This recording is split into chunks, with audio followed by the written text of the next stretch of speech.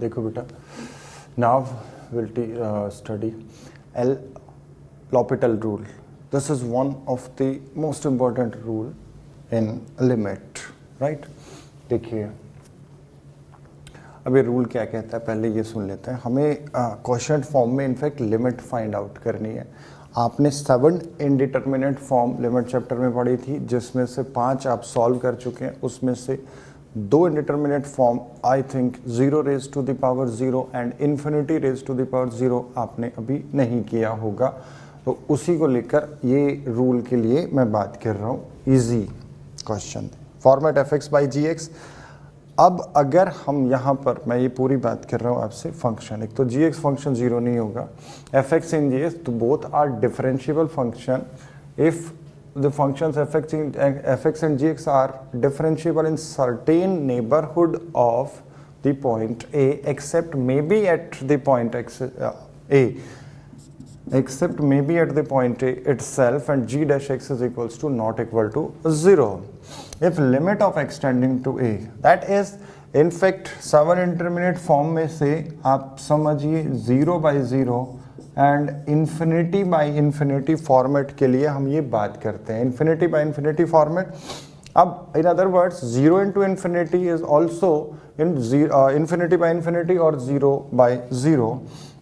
It can be plus minus infinity, not an issue. 0 by 0, infinity by infinity. तो हम ये बात करते हैं कि अगर उस पर्टिकुलर गिवन लिमिट पर इस फंक्शन की वैल्यू टेंड करती है 0 को, एंड डिनोमिनेटर फंक्शन की value also tending to 0, means that gives indeterminate form is 0 by 0 at this given limit, और this is plus minus infinity, that is x tending to a fx, limit x tending to a gx 0, or limit x tending to a fx, limit x tending to a gx tending to plus minus infinity. This is the hard and fast condition for L'Hopital, to apply L'Hopital.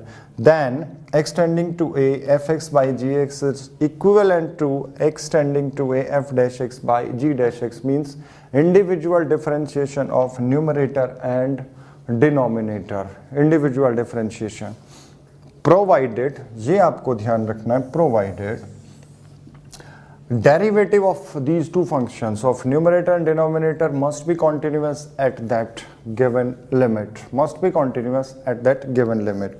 For example, मैं आपके सामने यहाँ पर एक example रख रहा हूँ, आप इसको समझ लीजिएगा इस लाइन के लिए, because this is one important one. If I am saying limit x tending to infinity x plus sine of x divided by x minus of sine x minus of cos of x, very simple question, x minus cos of x. अब एक तरीके से आप इसका answer दे चुके हैं, that is x tending to infinity x x, these two are bounded functions. When we will divide by x each and every term, that is 1 sin x by x cos x by x, x tending to infinity sin x by x, that is 0, x tending to infinity cos x by x, that is also 0, answer is 1. But हम जो बात कर रहे हैं उसको आप समझिए L'Hopital. X tending to infinity, this is infinity, this is something minus 1 to 1, this is infinity, something minus 1 to 1, means numerator tending to infinity, denominator is also tending to infinity, that is issue. This is infinity by infinity form, it means we can apply L'Hopital.